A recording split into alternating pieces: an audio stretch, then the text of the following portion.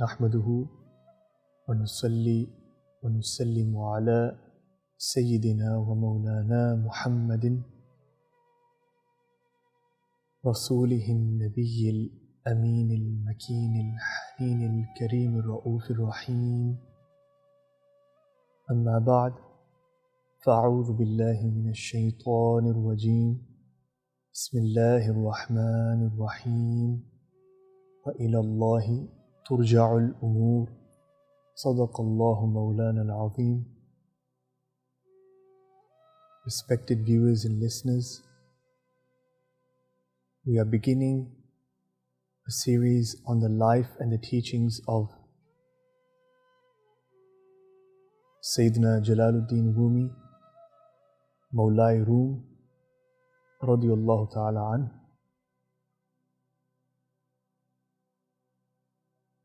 In this segment, we will look at his life, his biography, the political environment in which he was raised. We will look at the life and the travels of his father, the family's migration from their home city toward the city where they resided, and we will discuss the social surroundings in which Sayyidina Jalaluddin Rumi radiyallahu anhu was brought up. He formed his traditions, he formed his ideas, and he formed the concepts which later helped him fashion one of the most glorious pieces of mystical poetry, the Mathnawi Ma'nawi. In the next few segments, we will attempt to cover most of the concepts and themes of the Mathnawi of Mawlana Rumi radiyallahu anhu.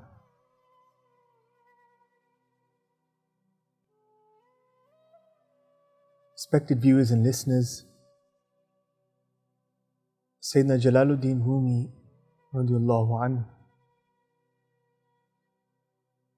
he is a highly respected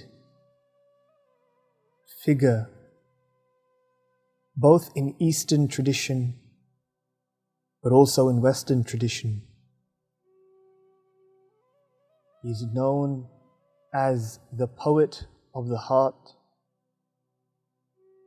a fountain of love, a source of divine connection. However, I must say that most people have attributed Sayyidina Jalaluddin Rumi radiyallahu anhu to mere inner feelings, inner emotions, inner passions, and the inner workings of the heart pertaining to this world, to relations, to happenings, to moments in this temporal world. But I would argue that Mawlana Rumi radiyallahu anhu, in his magnanimous work, the Mathnawi, is not talking about the inner feelings, the inner passions, the inner emotions pertaining to this world, to this dunya, to this temporal world. Rather, I would say that Sayyidina Jalaluddin Rumi radiyallahu anhu, he is speaking about another world, another dimension, another kingdom, another universe.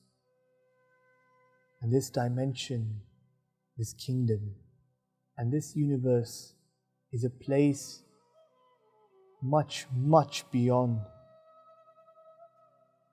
space and time. Above this universe, this is the place where we all originate from. and where we shall all return. There is a fundamental and central concept of circular unity.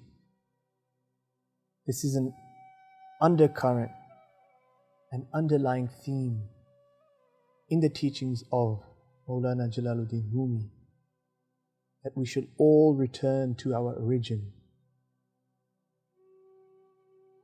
And those who prepare for this journey back to our origin and to our Creator are those who truly thrive and flourish. Allah subhanahu wa ta'ala therefore says, وَإِلَى اللَّهِ تُرْجَعُ الْأُمُورِ, that everything shall return to Allah subhanahu wa ta'ala. That we are constantly heading toward our final end.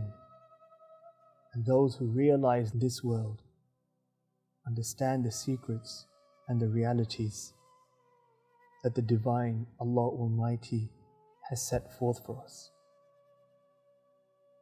We begin by looking at the life of the father of Sayyidina Jalaluddin Rumi. He was the Sultan al-Ulama. He was a great proponent of the classical sciences of Islam, the classical traditions from Usul al-Kalam to Usul al-Hadith to Tafsir to Qanun. And this was Sultan al-Ulama, Sayyidina Bahauddin Walad. He was a well-respected, honored and revered individual. And just as he was well versed in the traditional and classical sciences, Sultan Bahauddin Walad was also a scientist of the heart, of ma'rifah, of haqiqah, and the inner secrets of the heart. And therefore, Mawlana Rumi radiallahu anhu, he inherited both sets of sciences from his blessed father, both the classical sciences and also the spiritual sciences. Sultan al-Ulama, Bahauddin Walad, he was born in 1152 AD and he passed away in 1231 AD. And he resided in a city called Balkh, which is in modern day Afghanistan. Balkh was the capital at the time of the Khawarizmi Empire, whose ruler at the time of Sultan al-Ulama was Alauddin Muhammad Khwarizm Shah. Before going into the life of Sultan al-Ulama and Sayyidina Jalaluddin Rumi, why don't we look at the political environment at the time? The great empires which clashed and which took over each other's lands, and the political struggle and strife that set the stage and scene for the emergence of the fountain of love, Mawlana Rumi radiallahu anhu. In essence, in the 11th century, certain Turkic tribes migrated through the Transoxiana region and began settling in northern Iran and eastern Iran, migrating from the Anatolian regions. And these include the Ghaznavids, the Qarakhanids, the Seljuks, and a branch of the Turkoman clan Kinik, among them the Ughuz and the Khwarizms. And the Khwarizmis established their rule and kingdom in Balkh in Tabrez, in Bukhara, in Samarkand. The Ghaznavis had established rule in kingdom in these areas, but also in certain areas of the Indian subcontinent.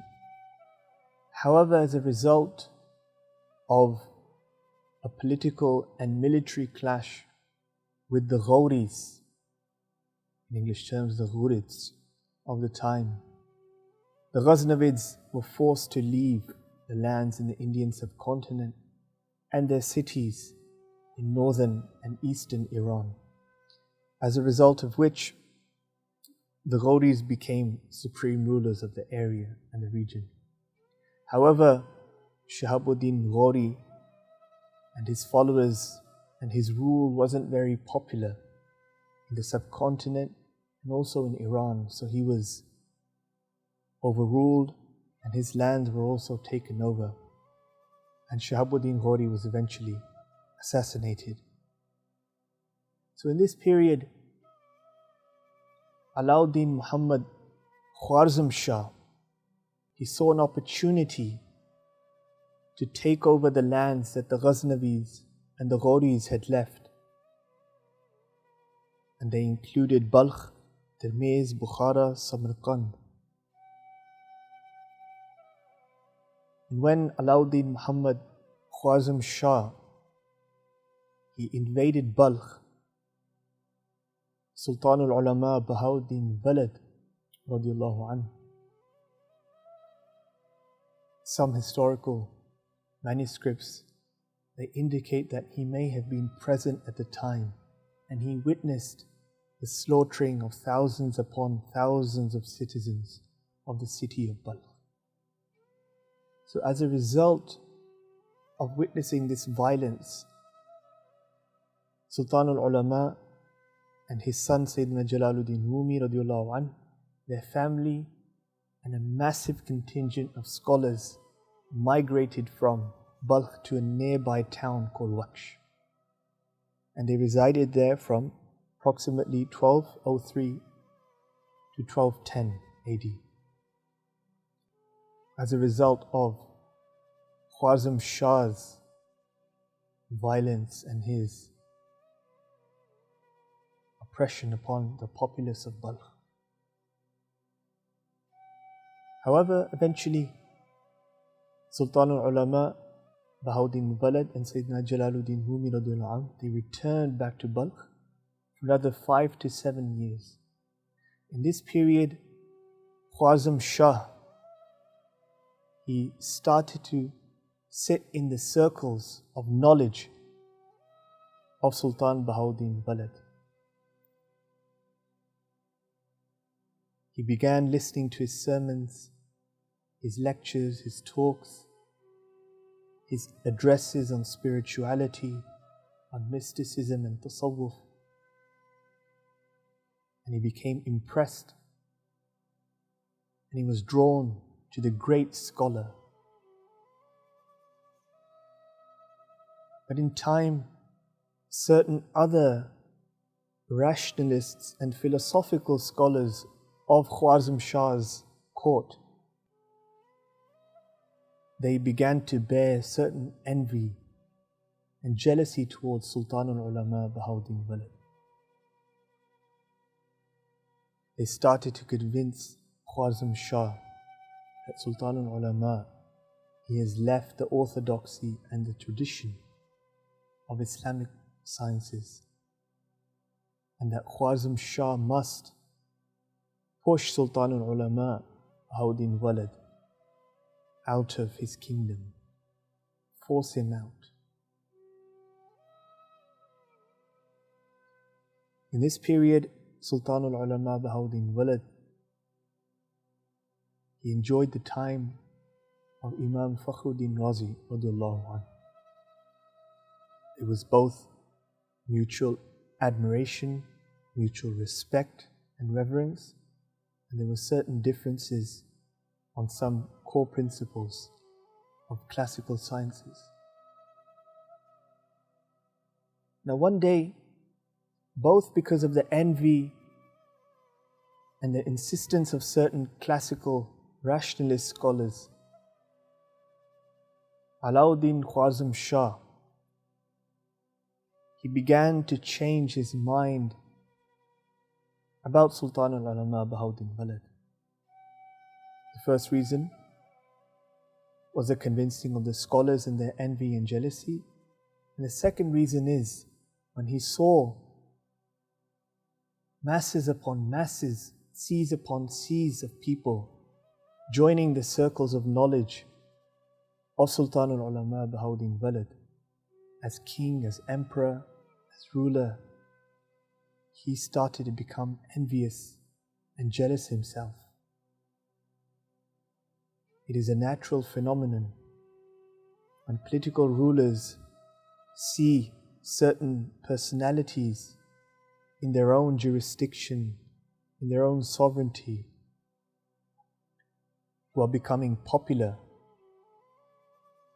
who are being recognized, and people are swarming them, surrounding them, and they have magnetic and charismatic force.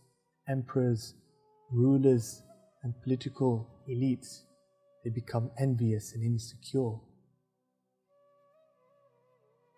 So as a result of this insecurity, Huzur Sayyidi Shaykhul Islam mentions that Alauddin Muhammad Khwarizm Shah, on one occasion, he sent someone toward Sultan Bahauddin Walid with the keys of his treasury, with a message saying, "This is all I have left, you can take this as well." And Sultan Bahauddin Walid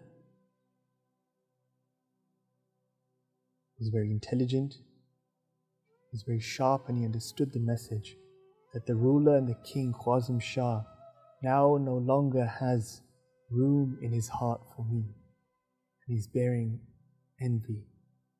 And so out of his dignity and his honor, Sultan Bahauddin Walid, alongside his son Jalaluddin Rumi radiallahu anh, and approximately 300 scholars of the time, migrated from Balkh to Baghdad Sharif via Nishapur. Respected viewers and listeners, we will address this part of the story, the migration and the travels of Sultan Bahauddin Walid and Mawlana Rumi radiallahu anh. But I'd like to quickly track back and look at the political situation. The Khwarizmi Empire was in essence affiliated, partnered with the Seljuk Empire of the time, a great Turkic empire of Islamic civilization. They ruled a massive region in eastern northern Iran, in Anatolia, and for decades upon decades, more than a century, they secured these lands and they ruled. Alauddin Khwarizm Shah was the son of Tekish, who was the son of Arsalan, and Arsalan declared his independence from the Seljuk Empire. Before that, the Khwarizmis and the Seljuks were affiliated and partnered. The Khwarizmis were in essence under the patronage of the Seljuks. Arsalan was the son of Atsiz, and Atsiz was loyal to a great ruler known as Sanjar of the Seljuk Empire.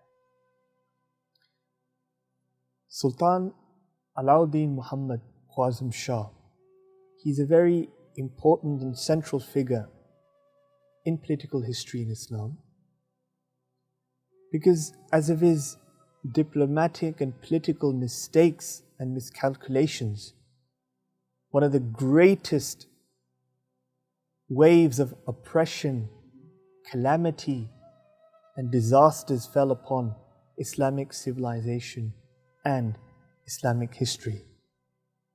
And I will tell you why. Khwarizm Shah Alauddin Muhammad, as a ruler, when he invaded Balkh, Samarkand, Bukhara, Tirmidh, he became more ambitious. He wanted to control more cities and more lands vast regions of the area where he resided. And his mother had told him that you must humble your ambitions. For as a result of your exaggerated ambitions, you shall lose your seat. He did not listen to his mother, and he set his eyes on other cities, other empires of Islamic civilization. So in 1218, at the same time, the Mongol Empire, Genghis Khan, he had taken over Peking in what is known as modern-day China, and he had taken control of the Chinese region. And he now sought to use the Silk Road to begin trade with the rest of the world. And so Khwarizm Shah came in the way. And so he sent trade emissaries and diplomats and ambassadors to Khwarizm Shah to establish political connection, diplomatic accord, and to also trade with the Khwarizmi Empire. Initially, Khwarizm Shah agreed. He established cordial diplomatic relations. He traded with Genghis Khan, and for 2 years between 1218 and 1220 AD, the Khwarizmi Empire and the Mongol Empire, they were on diplomatic terms and they traded.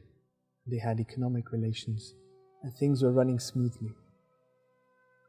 And so, this is my hypothesis. If matters had been running smoothly, it is possible that the Mongolian Empire would not have invaded, sacked and massacred Islamic cities in various Islamic empires in the next coming decades.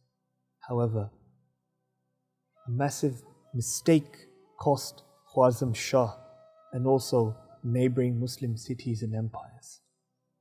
Genghis Khan sent a trade emissary, a diplomatic mission, and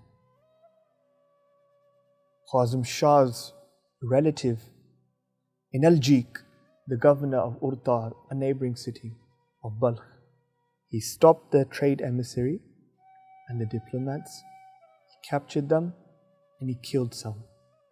Now this enraged Genghis Khan, who said to Khwarizm Shah that either you return in Seljuk to me and I'll punish him, or you punish him yourself and we can call things settled.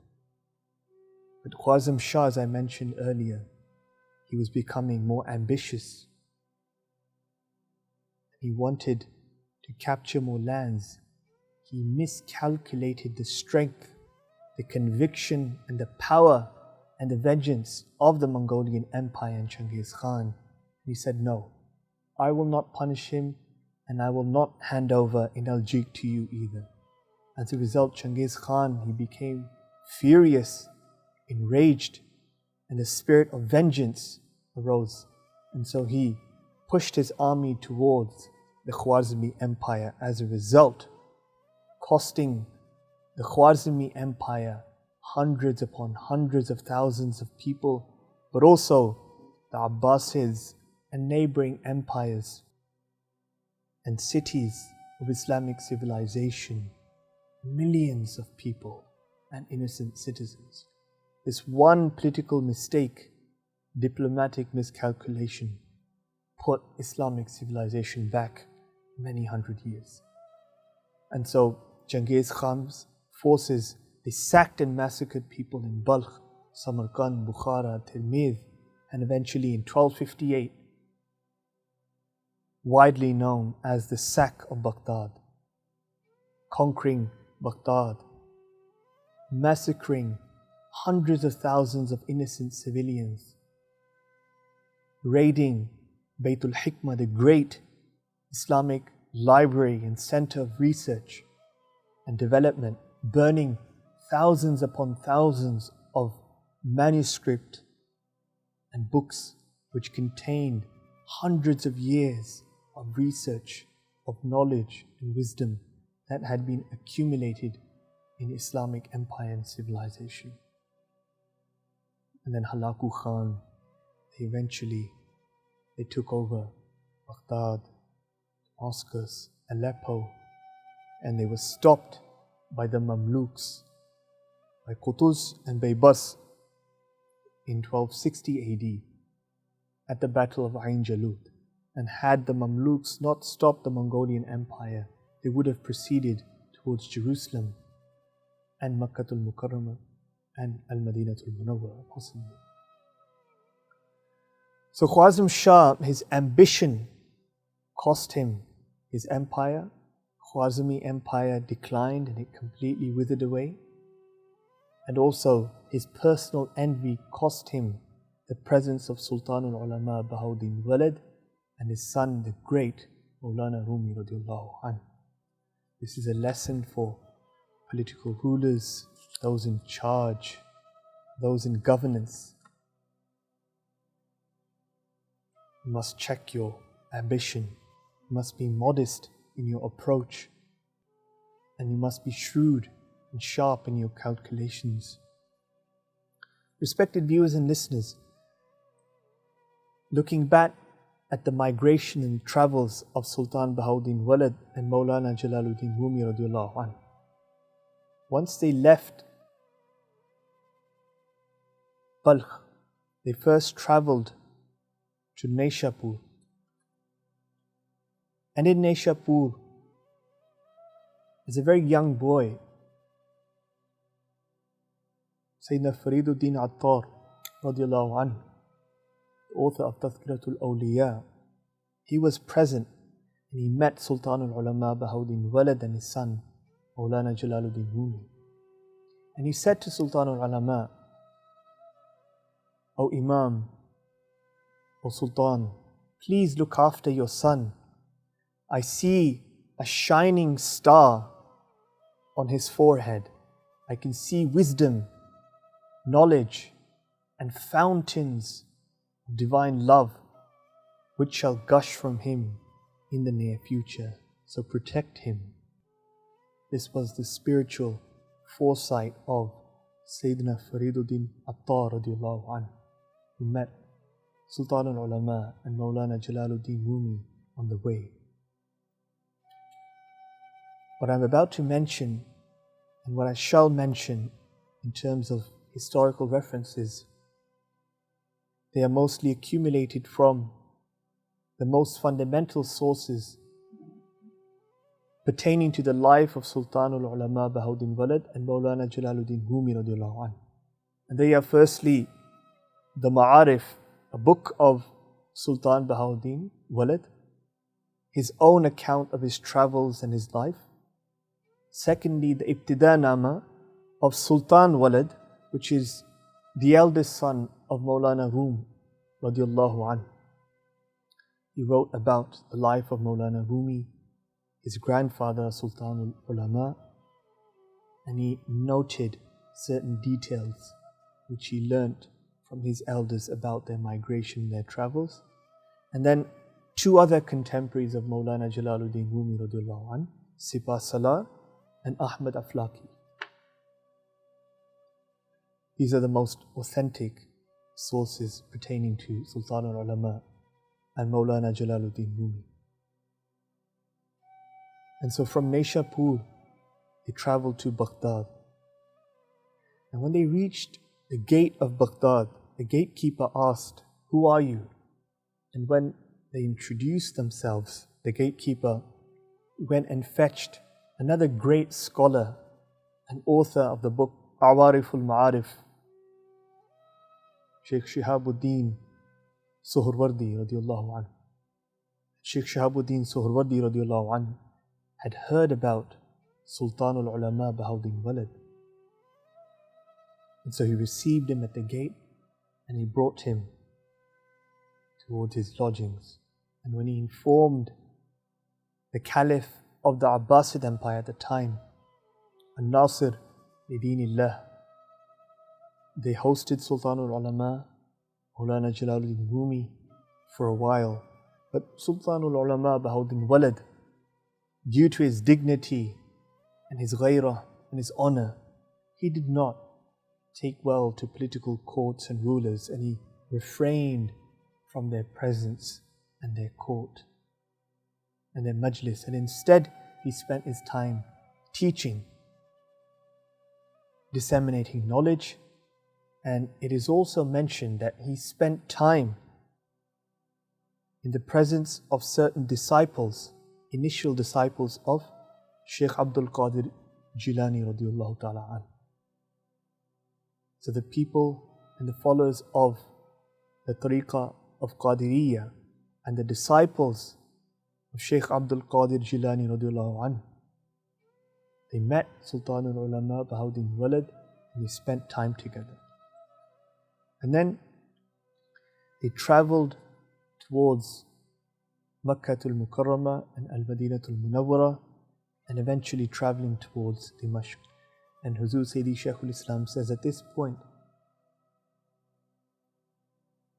Shaykh al-Akbar Muhyiddin Ibn Arabi radiallahu anhu, great saint and mystic of his time, when he met Sultan Bahauddin Walid, Sayyidina Jalaluddin Rumi radiallahu anhu, he famously said that a sea is following a lake, which is to say that although Sayyidina Jalaluddin Rumi radiallahu anhu was young and tender in age, but Sayyidina Ibn Arabi radiallahu anhu, his spiritual foresight and wisdom had informed him of the great fountains and seas of love, wisdom and ma'rifah that would have gushed from Sayyidina Jalaluddin Rumi radiallahu anhu, his life, his teachings, his sermons and his works in the future.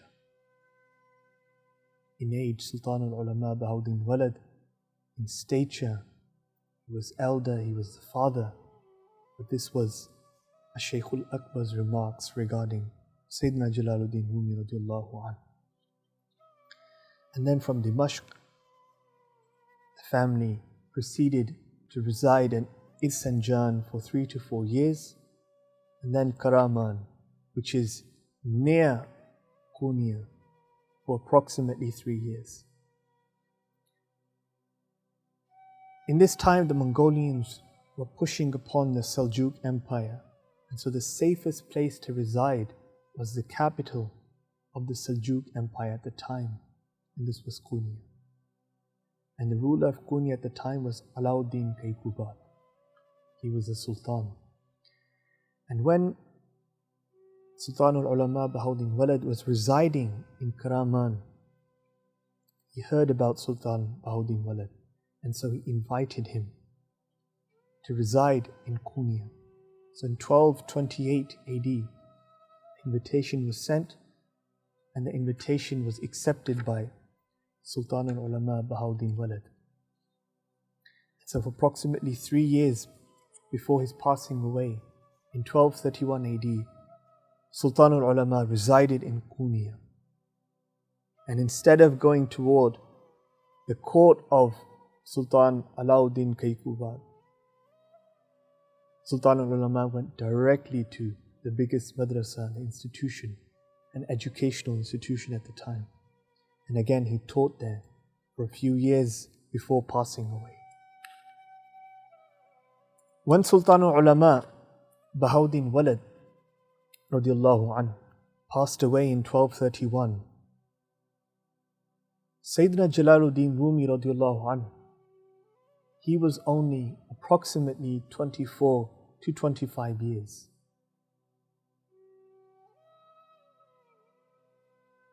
Sayyidina Jalaluddin Rumi radiallahu anhu, respected viewers and listeners, we can look at his life now. He was born in 1207 AD and he passed away in 1273 AD. And he wrote his Mathnawi between 1258 to 1273 AD. And he met his great teacher and spiritual mentor, Sultan Shamsuddin Tabrezi, in 1244 AD. and he departed in 1247 AD. For 3 years they enjoyed each other's company.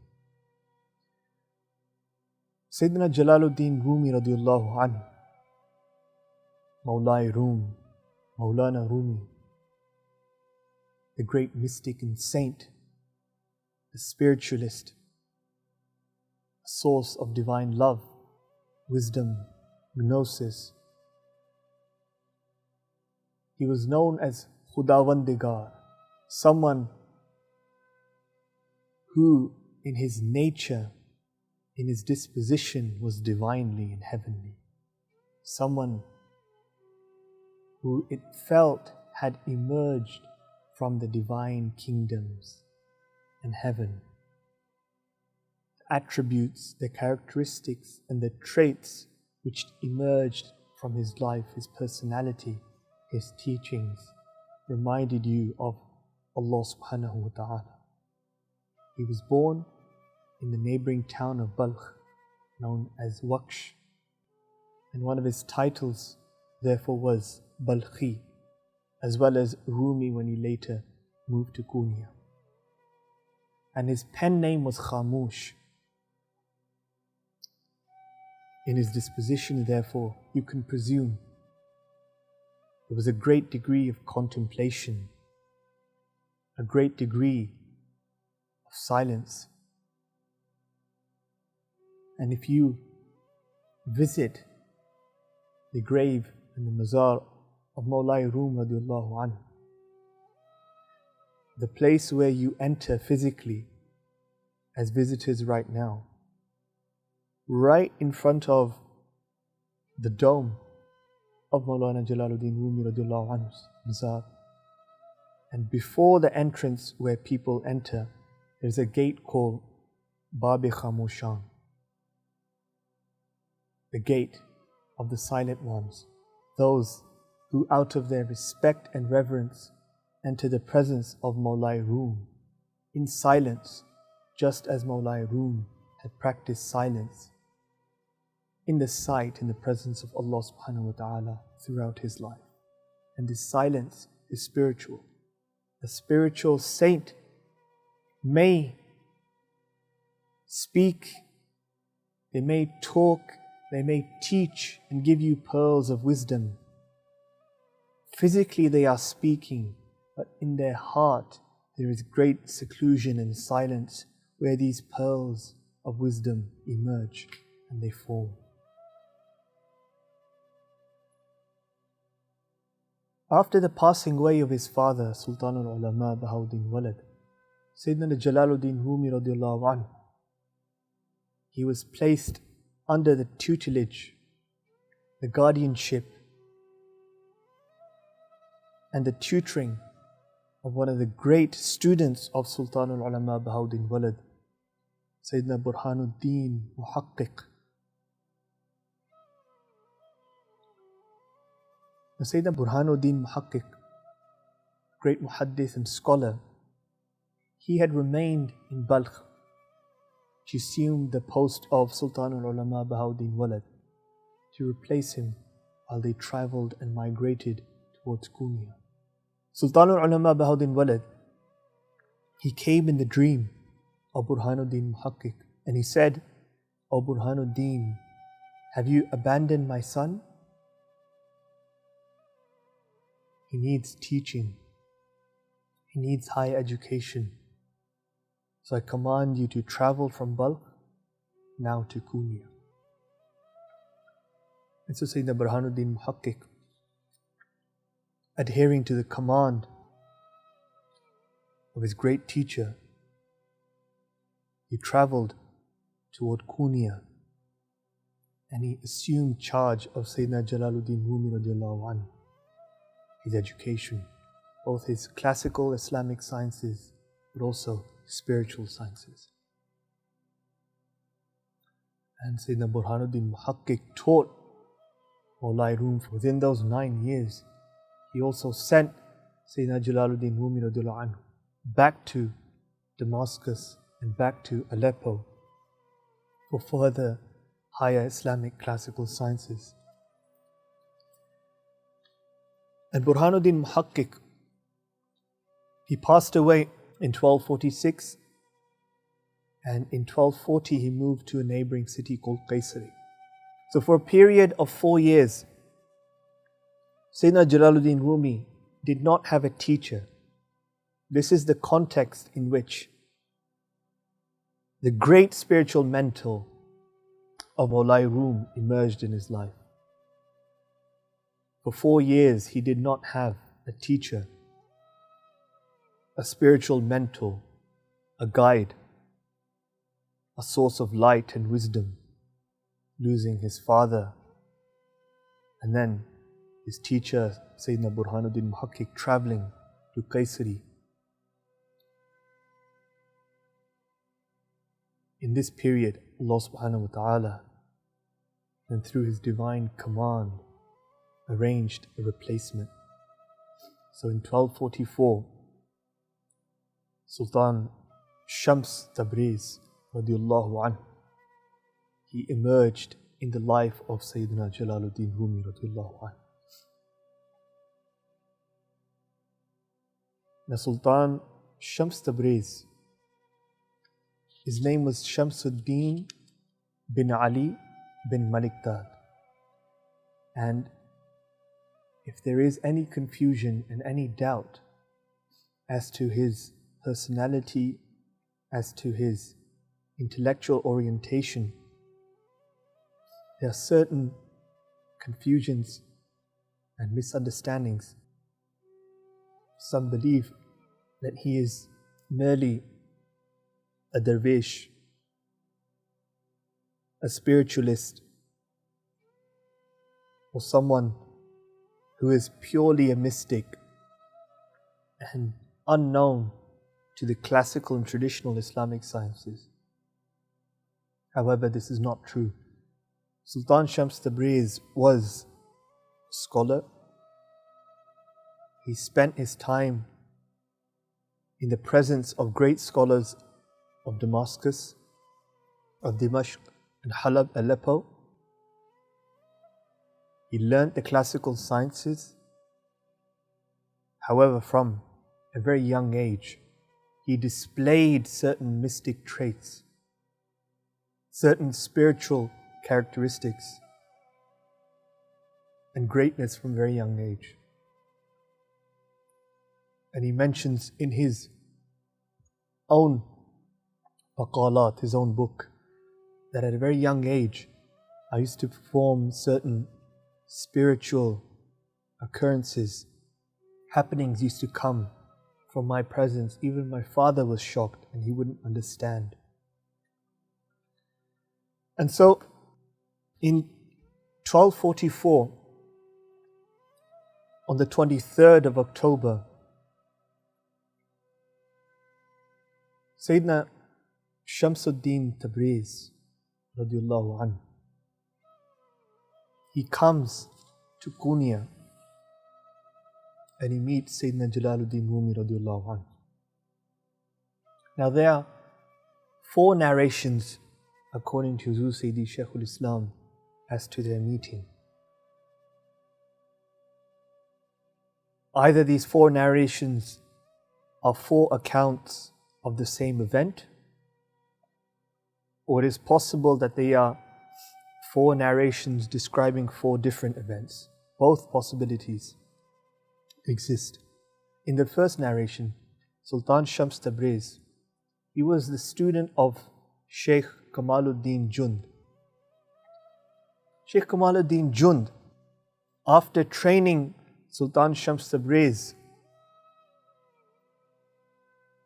in the classical sciences and passing him through the stages of spiritual sciences and tasawwuf, said, now you have learnt the way of ma'rifah and the way that leads to Allah subhanahu wa ta'ala.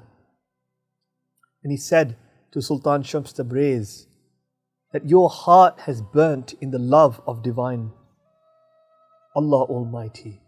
It has burnt in the search for Allah subhanahu wa ta'ala. The flames and the fire of love have erupted in your heart.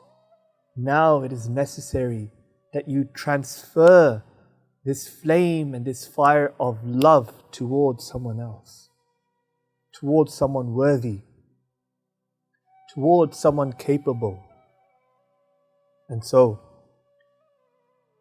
Shaykh Kamaluddin Jund, he ordered Sultan Shams Tabrez to travel to Konya, and he said, there is a burnt-hearted man whose heart yearns for ma'rifah and recognition of Allah subhanahu wa ta'ala. So go toward him and teach him. This is the first narration.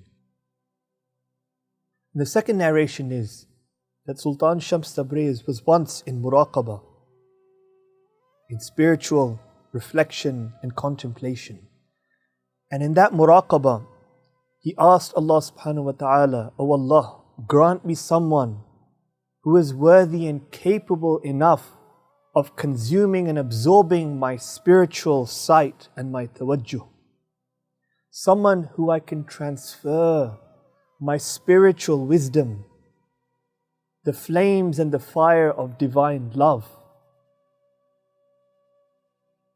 divine recognition, ma'rifah, wisdom, the pearls and the jewels of ma'rifah and hikmah." And so Allah subhanahu wa ta'ala, He granted an indication to Sultan Shams Tabrez, go to Rum, there is someone waiting for you. And so Sultan Shams Tabrez travels towards Konya and stays in Karwan Sarai, in a lodging, and eventually finds Sayyidina Jalaluddin Rumi radiyallahu anhu.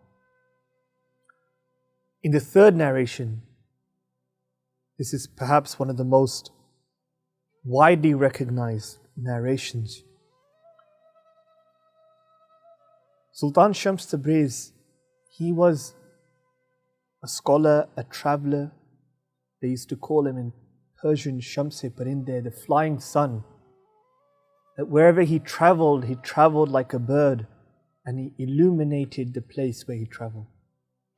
He was traveling and he reached Konya, and like the saints of the past, whenever they reached a city, they inquired about the most eminent personality and scholar and saintly and righteous person. And they heard about Sayyidina Jalaluddin Rumi radiallahu anhu. He found Sayyidina Jalaluddin Rumi radiallahu anhu teaching his students and disciples in his madrasa, in his school. And he saw that there were numerous books piled around Sayyidina Jalaluddin Rumi radiallahu anhu. And he observed the teaching of Sayyidina Jalaluddin Rumi. And after a while, he approached Sayyidina Jalaluddin Rumi and he said to him, "Ee cheez, what is this?" And as Mawlana Rumi was teaching, he looked at Sultan Shams Tabrez and he saw a traveler, merchant, an ordinary man, and he said, "Ye aan cheez ast ke tu na dani." This is something that you do not understand. And after hearing this, Sultan Shams Tabrez became enraged and furious, came into Jalal, and the books, they became alit, and they went on fire, and they lit on flames. All the manuscripts and books of Mawlana Jalaluddin Rumi were burning. They were on fire. And in those times, you did not have the printing press. You did not have various copies. You had one copy written by hand on a manuscript. And he feared that my books, a lifetime of my knowledge, is now burning. And they had burnt. However, Sultan Shams Tabrez radiallahu anhu, before leaving, he said, "Look at your books." And so when Sayyidina Jalaluddin Rumi radiallahu anhu, he picked up his books, he saw that although they were burning and they were on fire, but nothing had burnt. The pages were intact, the ink was there, the writing was there, and the books were in the same condition as they had been before being lit on fire. And so Mawlana Jalaluddin Rumi then asked, just as Sultan Shams Tabrez asked, cheese. What is this? And then Sultan Shams Tabriz responded, Ye aa cheez as ke tu nadani. Oh, Mawlana, this is something that you do not understand. Just as you did not understand that spiritual occurrence. And you said, I cannot understand this intellectual occurrence.